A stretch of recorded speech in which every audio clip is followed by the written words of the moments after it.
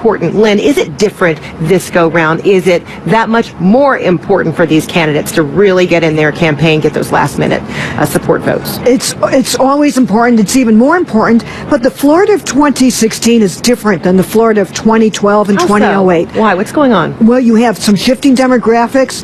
It is not homogenous when you talk about the Hispanic vote in Florida. There's multiple political factions, variations, ethnic alliances on it.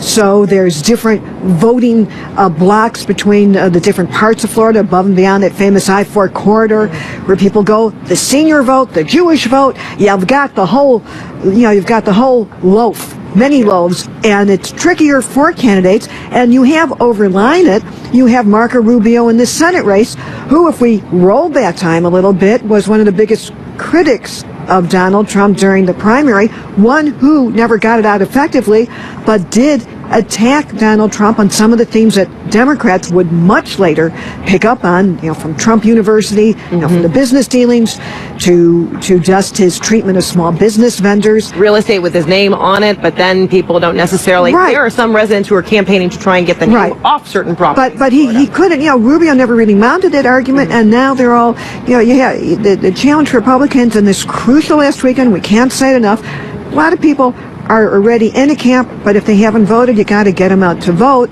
And so they have, within Florida, you have to get your Republican family together to get your voters out.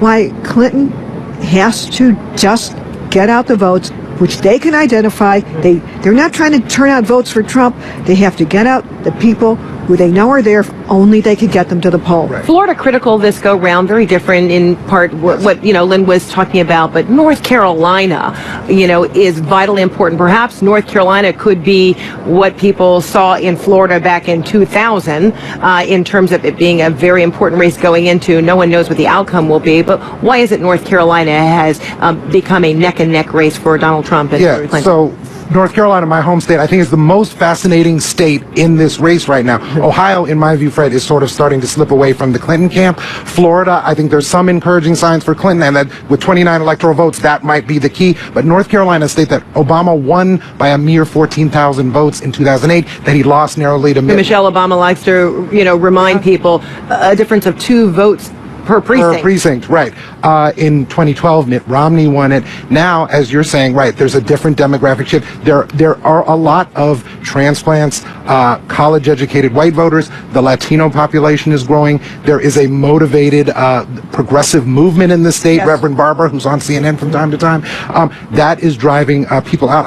There's some numbers. Donald Trump in Wilmington, North Carolina today. Latino votes at this time in 2012, 1.2% of votes already cast were Latino. This time, right now, it's 1.8% of Latino votes already cast. It's not a huge increase, but it's an encouraging sign for Hillary Clinton. Is there an overarching message that North Carolinians want to hear that Donald Trump could deliver on when he's in Wilmington, North Carolina today, or that Hillary Clinton can press 3 days ahead of this race, Election Day?